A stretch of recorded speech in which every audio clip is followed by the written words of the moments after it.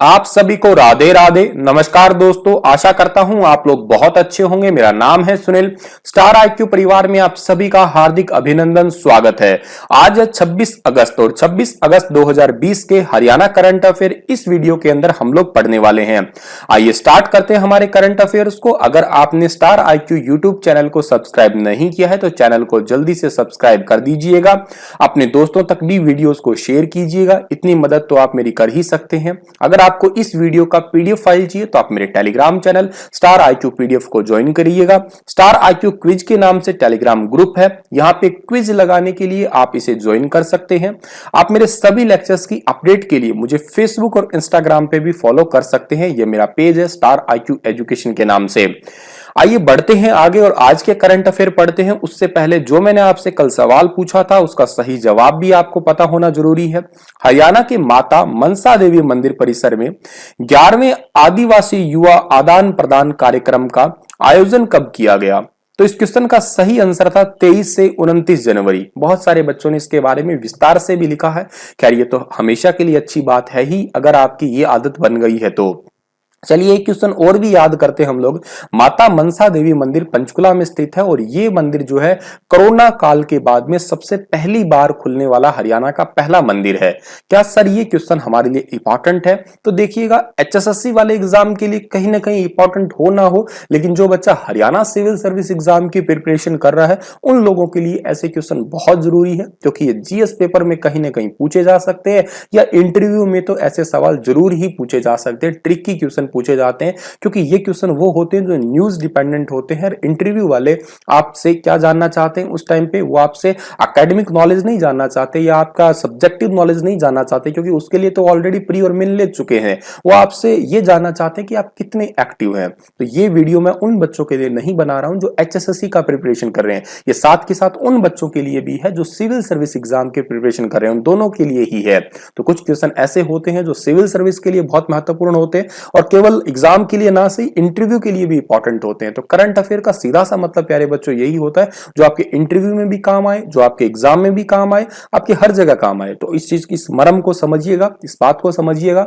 और दूसरी बात, ये बहुत ही मेहनत के द्वारा बनाए जा रहे हैं, ठीक है? तो आप इनको पढ़ लीजिएगा। ये मैं आपसे दावा करता हूं, वादा करता हूं कि इनसे बाहर फिर आपको कुछ मिलेगा नहीं। हरियाणा करंट अफेयर बस आपके कवर हो जाएंगे, 100% कवर हो जाएंगे। नोट्स की भी आपको जरूरत नहीं पड़ेगी, आप पीडीएफ फाइल में पढ़ ही रहे हैं। और बाकी भगवान ने चाहा, आप बच्चों का साथ रहा। एक बच्चे ने मेरे पास में जो है कॉल किया था, मैसेज किया था, लक्की नाम है शायद उनका। उन्होंने मैगजीन के लिए भी वो प्रयास कर रहे हैं। तो हो सकता है आने वाले टाइम में आप सभी के सहयोग से मैगजीन भी जो है वो पब्लिश कर सके, ताकि आपको पढ़ने में और आसानी हो सके। तो चलिए आगे बढ़ते हैं हम लोग और आज के करंट अफेयर पढ़ते हैं। आज का क्वेश्चन भी कुछ ऐसा ही है जो बहुत ट्रिकी कहलाएगा आपका। हरियाणा की कौन सी यूनिवर्सिटी कोरोना काल में परीक्षा लेने वाली पहली यूनिवर्सिटी बन गई है?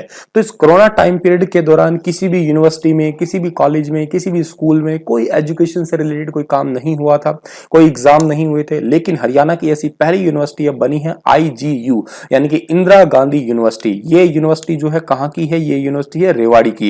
रेवाड़ी में भी एक जगह है, आप लोगों को मैंने एक दिन पूछा था क्वेश्चन ऑफ द डे में, मीरपुर की यूनिवर्सिटी है इंदिरा गांधी यूनिवर्सिटी।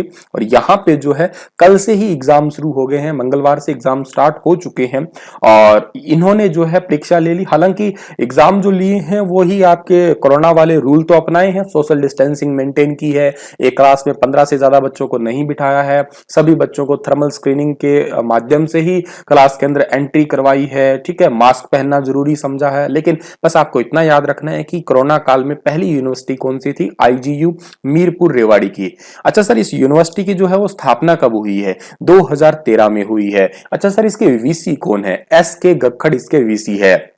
अब अगली बात आती है रेवाड़ी की। तो रेवाड़ी की स्थापना कब हुई थी? 1 नवंबर 1989 को हुई है। क्षेत्रफल कितना है? 1594 वर्ग किलोमीटर है। विधानसभा क्षेत्र कौन से हैं? रेवाड़ी है, बावल है और कोसली है। उपनामों में बात की जाए तो वीर भूमि है, सैनिकों का शहर है, ब्रास सिटी भी कहते हैं।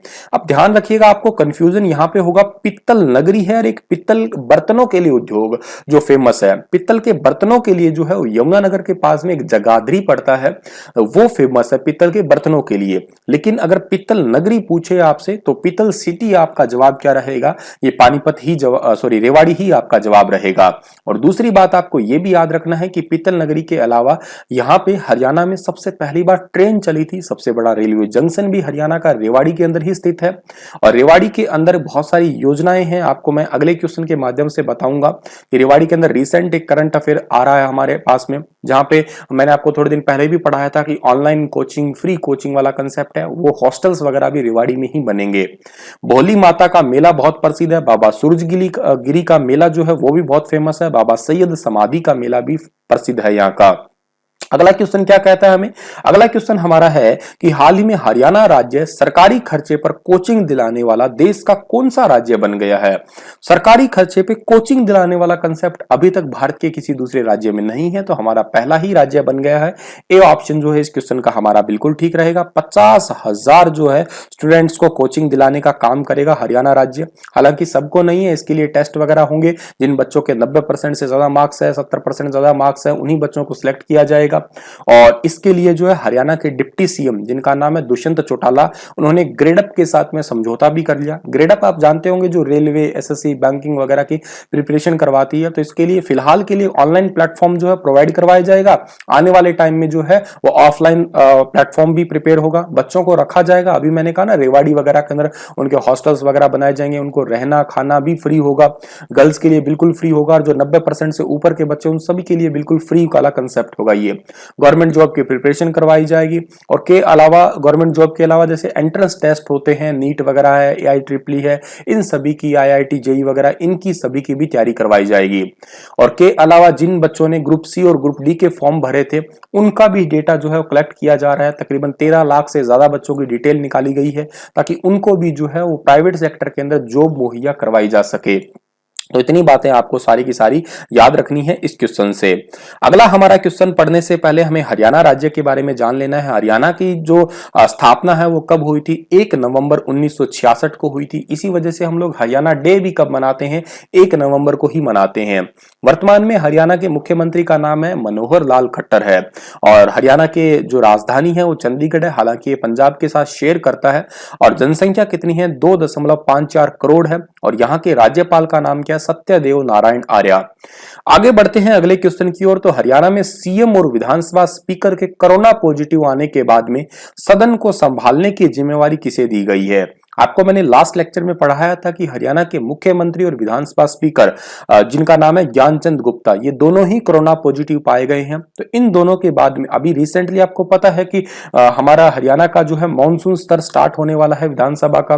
तो जिम्मेवारी संभालना तो वाला कोई चाहिए ना। डिप्टी सीएम भी नहीं है और हमारे डिप्टी सीएम क्या सॉरी हमारे सीएम भी नहीं है और हमारे ज्ञानचंद गुप्ता यानी कि स्पीकर भी नहीं है।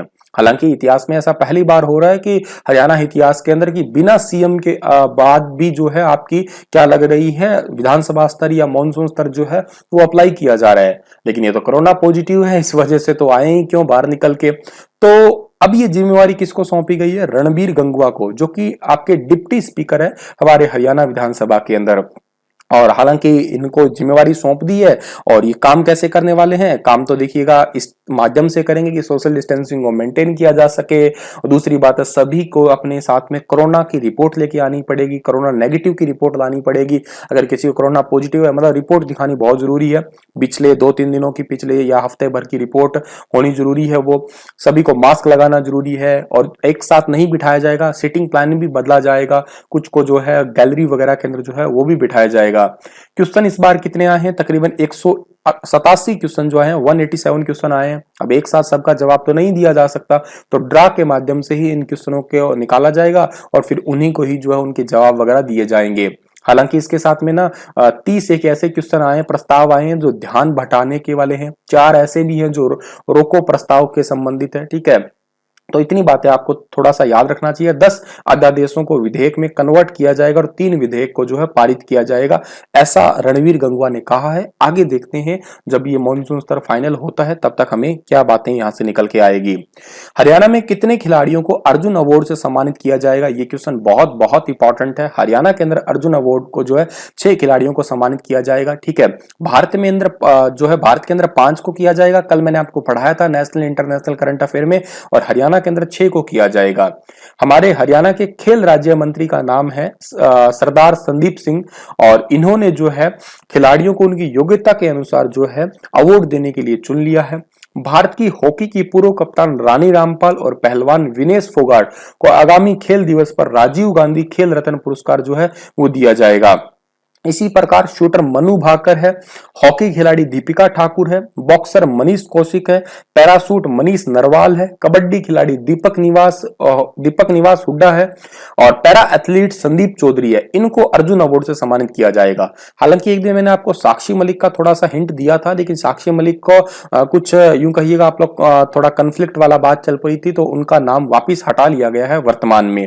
जिस दिन मैंने पढ़ाया था उस दिन तो उनका नाम शामिल था, लेकिन बाद में अगले दिन की न्यूज के अकॉर्डिंग उनको हटा लिया गया। तो इतने नाम आपको याद रखने हैं, शूटर मनु भाकर, हॉकी खिलाड़ी दीपिका ठाकुर, बॉक्सर मनीष कौशिक, पैराशूट मनीष नरवाल, कबड्डी खिलाड़ी दीपक निवास, और उसके साथ में पैरा एथलीट संदीप चौधरी, इनको अर्जुन अवार्ड मिलेगा। द्रोणाचार्य अवार्ड से कबड्डी के जो ट्रेनर हैं इनका नाम है कृष्ण कुमार, और पहलवान ओम प्रकाश दहिया को सम्मानित किया जाएगा। और कबड्डी खिलाड़ी मनप्रीत सिंह और पहलवान नेत्रपाल हुड्डा को जो है ध्यानचंद अवार्ड से भी सम्मानित किया जाएगा। ये स्लाइड बहुत इंपॉर्टेंट है, आप इसका स्क्रीनशॉट जरूर ले लीजिएगा।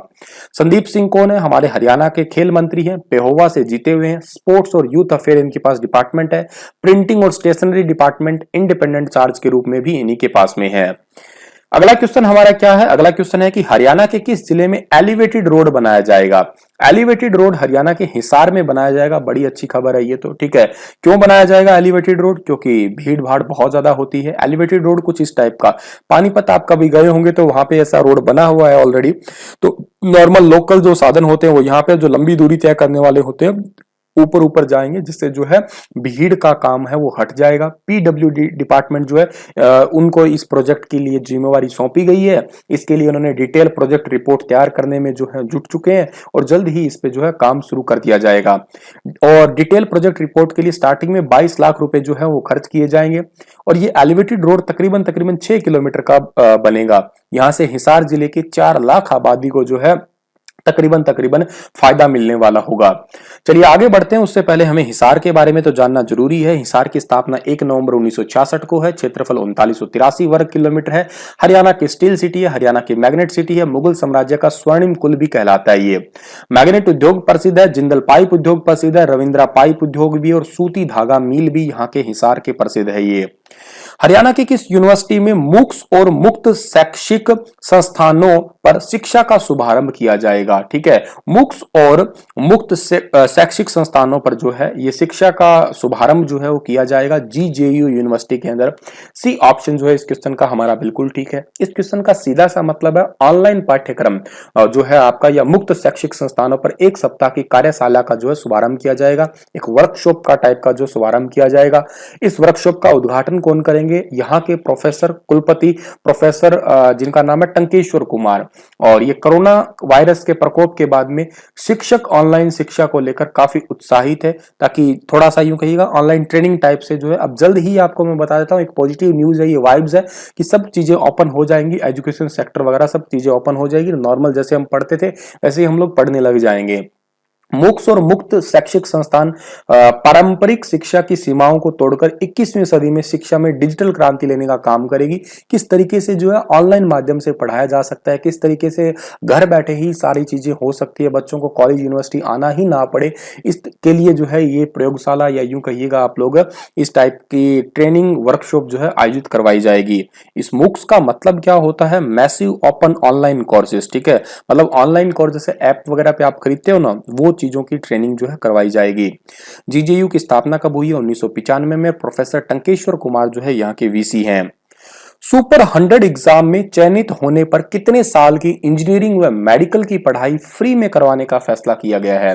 सुपर 100 में शामिल होने के बाद में इंजीनियरिंग और मेडिकल कॉलेज की 2 साल की पढ़ाई जो है वो फ्री में करवाने का जो है वो फैसला किया गया है। इसके लिए एक टेस्ट हुआ है, ठीक है, जिसका विद्यार्थियों को रहने खाने पीने का उन सभी का इंतजाम रेवाड़ी में होने वाला है। ठीक है, हालांकि पिछले क्वेश्चन के अंदर मैंने आपको रेवाड़ी बताया था, लेकिन कुछ बच्चों को रेवाड़ी और के साथ में पंचकुला में भी रखा जाएगा, लेकिन ऐसे बच्चों को तो रेवाड़ी में ही रखा जाएगा। जाएगा। इनके लिए एग्जाम हुआ है, उसमें 80 क्वेश्चन के आसपास पूछे गए थे। मैथ है, केमिस्ट्री है, बायोलॉजी है, फिजिक्स है, इनके क्वेश्चन थे। 4 नंबर का एक क्वेश्चन था, नेगेटिव मार्किंग भी उसके अंदर थी, ठीक है। और इस एग्जाम के अंदर वही बच्चे जो हैं वो शामिल हुए हैं जो 80% से ज्यादा नंबर लिए हैं गवर्नमेंट स्कूल के अंदर जो पढ़ते थे। तो ये काफी इंपॉर्टेंट क्वेश्चन है आने वाले किसी भी बच्चे के लिए जिनको थोड़ा सा इस बारे में नॉलेज नहीं है, क्योंकि आने वाले टाइम में ये चीजें रेगुलर रहने वाली है, ताकि छोटे बच्चे जो है स्कूल में भी अच्छा प्रदर्शन करें और फाइनली फिर बाद में पैसे भी बचाएं कॉलेज यूनिवर्सिटी में जाके भी। हरियाणा के किस शहर में विद्यार्थियों के लिए बुक बैंक जो है वो बनाया गया है? बुक बैंक बनाया गया है हरियाणा के गोहाना के अंदर। बी ऑप्शन सही है। गोहाना की लाइब्रेरी में विद्यार्थियों के लिए बुक बैंक बनाया गया है। और कॉलेज जो है वहां का एक कॉलेज है राजकीय महिला महाविद्यालय, और वहां की लाइब्रेरी में ये बुक बैंक बनाया गया है। और वहां के जो प्रिंसिपल है डॉक्टर दिनेश कुमार, वहां पे 150 किताबें दान कर दी है और 150 किताब दान करके उस बुक बैंक की शुरुआत की है। और ये कहा है कि जरूरतमंद बच्चे जितने भी हैं वो फ्री में यहाँ पे आके पढ़ सकते हैं। कोई भी अगर व्यक्ति यहाँ पे अगर अपनी मर्जी के अनुसार किताबें दान करना चाहता है, कोई टीचर है, कोई स्टूडेंट है, तो भी किताब दान दे सकता है। तो खैर ये अच्छी बात है।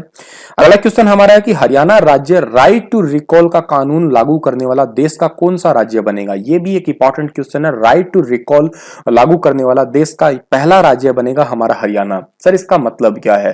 देखिए कई बार ऐसा होता है कि सरपंच हम लोगों ने चुन लिया और सरपंच चुनने के बाद में 1-2 साल के बाद में हमें ये फील आती है ना यार गलती कर दी हमने, इसे तो वोट डालने ही नहीं चाहिए थे, तो कोई काम कर ही नहीं रहा है, तो निखट्टू है। मतलब ऐसी वर्डिंग आप लोगों ने अक्सर सुनी होगी या फील भी सुना होगा, अपने आप से फील किया भी होगा अपने आप पे। तो ये कानून वही है राइट टू रिकॉल। अगर आपको लगता है कि 1-1.5 साल के बाद में सरपंच है, पंच है, मेंबर है, किसी भी प्रतिनिधि को अगर आपने गांव से चुना है तो उसको आप हटा सकते हैं बाद में। ये घोषणा जो है वो की किसने है? ये उप मुख्यमंत्री दुष्यंत चौटाला ने की है, ठीक है। और ये भी बताया कि पूर्व उप प्रधानमंत्री चौधरी देवीलाल का सपना जो है यही था कि राइट टू रिकॉल होना चाहिए। ये अब जो है सच होने जा रहा है। और इसी तरह हर दूसरे गांव की सरपंच जो है वो महिला होगी। 50% आरक्षण जो है वो महिलाओं को दे दिया गया है गांव के अंदर, ठीक है, ग्रामीण प्रतिनिधियों के रूप में। तो ये बात आपको याद रखनी है, काफी इंपॉर्टेंट क्वेश्चन है जो आपका आने वाले किसी भी एग्जाम के लिए इंपॉर्टेंट भी रहेगा। आगे बढ़ते हैं तो हरियाणा की किस यूनिवर्सिटी में कोरोना से बचाव के लिए 43 बिंदुओं पर किताब लिखी जाएगी? तो 43 पॉइंट्स पे किताब लिखी जाएगी पंडित बीडी शर्मा यूनिवर्सिटी के अंदर। डी ऑप्शन जो है इस क्वेश्चन का हमारा बिल्कुल ठीक है। भविष्य में किसी भी महामारी से बचाव, उसका मैनेजमेंट, उसको रोकना, इन सभी के लिए पंडित बीडी शर्मा हेल्थ यूनिवर्सिटी के जो डॉक्टर्स हैं, अधिकारी हैं, वो किताब लिखेंगे। राज्यपाल ने इसके लिए मंजूरी भी दे दी है। और इसके लिए जो है इस किताब के अंदर वो क्या क्या होगा, 43 पॉइंट्स होंगे, जिसके अंदर जो है ब्रीफ इंट्रोडक्शन होगा और के साथ में जो है इसके हिस्ट्री वगैरह भी लिखी जाएगी। तो इसके लिए कुलपति डॉक्टर ओपी कालडान ने जो है उनको जिम्मेदारी मिली है और धीरे धीरे जो है वो इस बुक को जो है पूरा करेंगे, ताकि आने वाले टाइम में जितने भी रिसर्चर वर्ग हैं वो इस पे रिसर्च वगैरह भी कर सके। और इस यूनिवर्सिटी की स्थापना 2008 में हुई है, ये बात भी आपको याद रखनी है। इसी के साथ ये लेक्चर तो समाप्त होता है, पर आपके लिए क्वेश्चन है कि झज्जर जिले के किस गांव को डिजिटल गांव बनाया जा रहा है? ऑप्शन ए है गुबाना, ऑप्शन बी है सांखोल, सी ऑप्शन है लाहौट और डी ऑप्शन है छुडानी। विस्तार से बताइएगा झज्जर जिले के बारे में, और डिजिटल गांव का मतलब क्या होता है ये भी बताइएगा आप लोग। बस इतना ही था आज का लेक्चर। धन्यवाद।